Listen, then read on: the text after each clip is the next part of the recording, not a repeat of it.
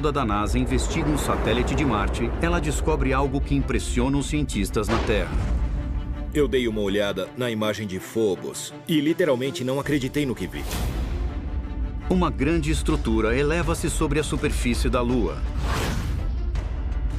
Se você estivesse na superfície de Phobos, ela seria como um arranha-céu. Ela é tão perpendicular que chega a parecer artificial.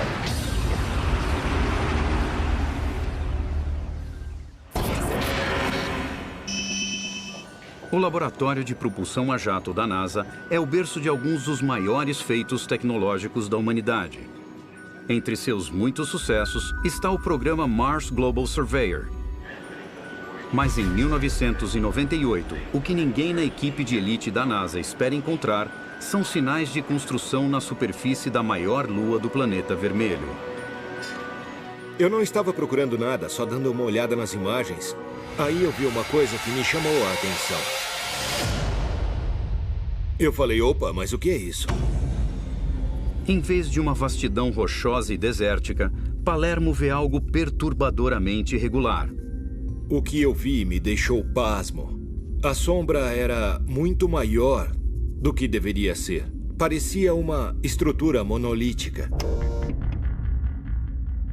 O objeto pouco se assemelha a qualquer fenômeno natural conhecido. De repente, lá estava um monólito gigante na superfície de Phobos. Basicamente, era uma torre enorme. Era do tamanho de um arranha-céu. Uma estrutura perfeitamente em pé, tão grande quanto essa, saindo da superfície, é um fenômeno realmente estranho. A estrutura fica conhecida como monólito de Phobos e desperta o interesse dos gigantes da exploração espacial. Quando eu digo a palavra monólito, a primeira coisa em que eu penso é a 2001. Arthur Clarke fez do monólito um presente de uma raça alienígena. Em 2001, uma odisseia no espaço, uma civilização desconhecida espalha monólitos enormes pelo sistema solar como sinais para contatar a humanidade. Arthur C. Clarke propôs a ideia: e se extraterrestres estiverem interessados na Terra, interessados em nós, por exemplo? Se uma raça extraterrestre quisesse fazer contato com a raça humana, mas sem interferir na nossa evolução, ela colocaria uma mensagem logo além do nosso alcance. Mas os cientistas planetários da NASA têm uma explicação para a presença do monólito que não envolve extraterrestres. Por mais que eu fique empolgado com a ideia de um monumento deixado por uma civilização alienígena, a hipótese mais provável é que seja apenas um rochedo. É um rochedo enorme apoiado em uma das pontas. Embora um rochedo do tamanho de um arranha-céu, apoiado precariamente sobre uma extremidade, pareça improvável, a gravidade fraca da pequena Lua possibilita coisas estranhas. Nesse ambiente de gravidade fraca, não faz muita diferença se o rochedo está apoiado em uma ponta ou deitado de lado. As coisas tendem a ficar do jeito que elas caem nesses corpos. Provavelmente, o monólito é só um rochedo gigante lançado por um evento catastrófico. Até chegarmos a Phobos, todas as teorias sobre a origem do monólito não passam de especulações. O que você está vendo não foi criado por computadores. Esta é uma gravação real de um encontro com objetos não identificados no céu da Noruega. São esferas flutuantes, luzes que parecem pairar no ar. O que seriam elas? No mundo todo, visões estranhas causam terror. Aquelas pessoas não acreditavam no que estavam vendo. E então, após diversas visões, ocorre um terremoto devastador.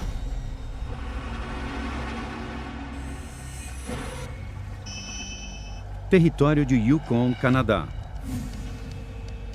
O inspetor aposentado do governo, Jim Conacher, e sua esposa decidem passar uma manhã de suas férias no lago Tagish.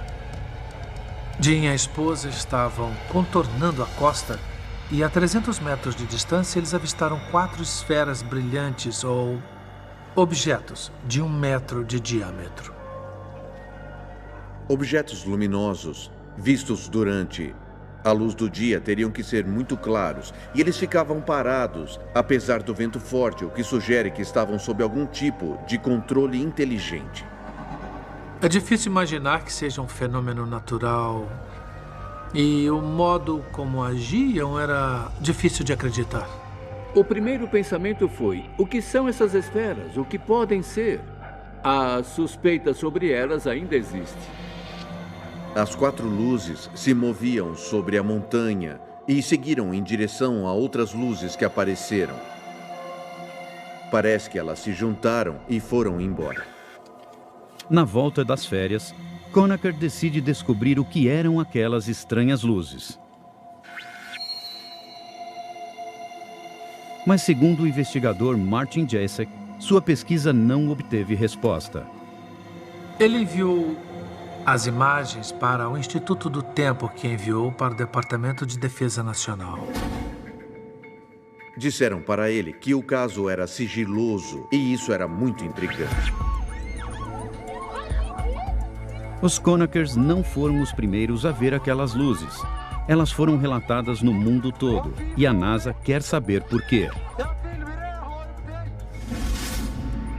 O cientista da NASA, Friedemann Freund, investiga o fenômeno. Ele descobre que estas visões têm um precedente histórico.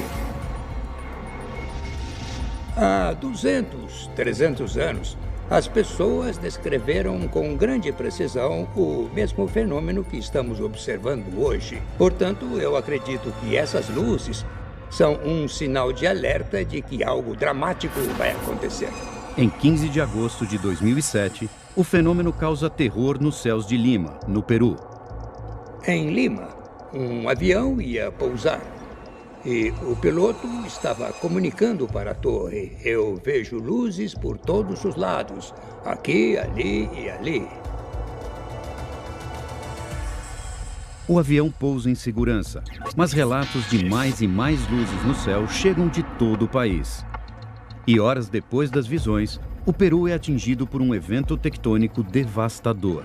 Foi um terremoto de magnitude 8 no Peru, equivalente a centenas de milhares de bombas atômicas explodindo ao mesmo tempo. Para Freund, esta é uma evidência. Ele estuda a história de 400 anos de terremotos e descobre centenas de relatos de estranhas luzes prevendo os desastres, inclusive antes do grande terremoto de 1906 em São Francisco. Eu acredito que estas luzes sejam um sinal de alerta de que algo está acontecendo na superfície da Terra, que é o resultado de algo ainda mais dramático acontecendo no fundo da crosta terrestre.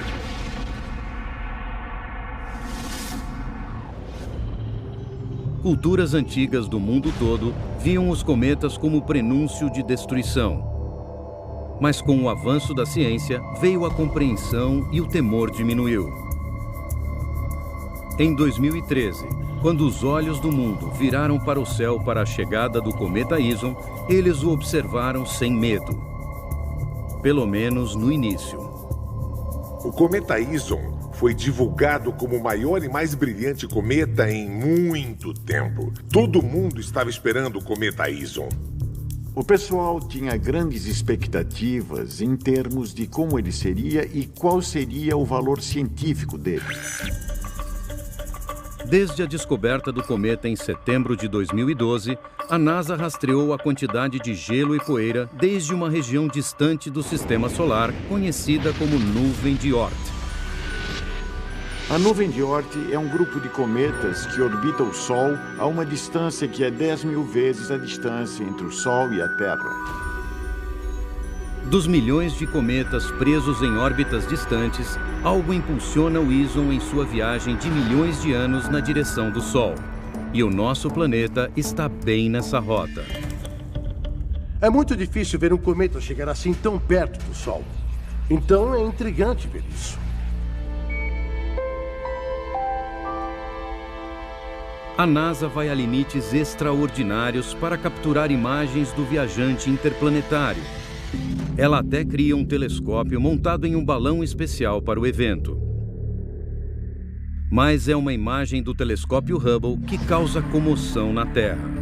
Quando nós passamos a observar melhor, ele tinha um formato que não fazia sentido. Era quase um formato triangular, algo que parecia muito artificial. Você vê um objeto em forma de V brilhando. Para quem não está acostumado, pode parecer um visual saído de um seriado de ficção científica. Quando se olha para a foto, fica fácil entender por que alguém acharia que é uma nave alienígena. Porque parece algo que saiu direto de um filme. Se você pensar bem, um cometa seria um disfarce perfeito para uma espaçonave passar sobre a Terra. A ansiedade cresce conforme ele segue em direção ao Sol. Mas depois das imagens iniciais intrigantes, o intitulado Cometa do Século não volta a aparecer por trás do astro. De repente, ele desapareceu. É como se aquela coisa enorme simplesmente sumisse. Em busca de uma explicação, a NASA procura pelo caminho projetado do cometa com telescópios em terra e no espaço. A gente achava que tinha sumido e de repente, bum, estava ali. Mas o intruso da parte externa do sistema solar parece ter sofrido durante sua passagem pelo Sol. O objeto passou tão perto do Sol que ele aqueceu de forma intensa e foi totalmente destruído. Tudo o que sobrou foi poeira e gás. A destruição do Ison deixou os cientistas com poucas informações sobre o cometa. Mark D'Antonio está investigando as imagens do Hubble.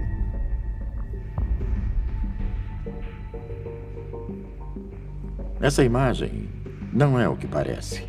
Porque o telescópio Hubble faz imagens de pontos diferentes de sua órbita ao redor da Terra. Conforme o telescópio tem a visão do cometa, ele tira uma foto por 8 longos minutos. E é essa que nós vemos aqui.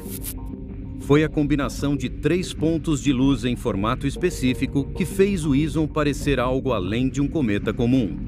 Mas D'Antonio acredita que este fenômeno pode ser explicado com manipulação da imagem. Neste caso específico, 3 imagens distintas foram combinadas em uma.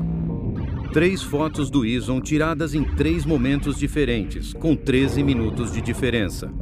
Cada uma delas criou uma faixa de luz. Isoladas, todas elas não chamam a atenção, mas juntas causam espanto.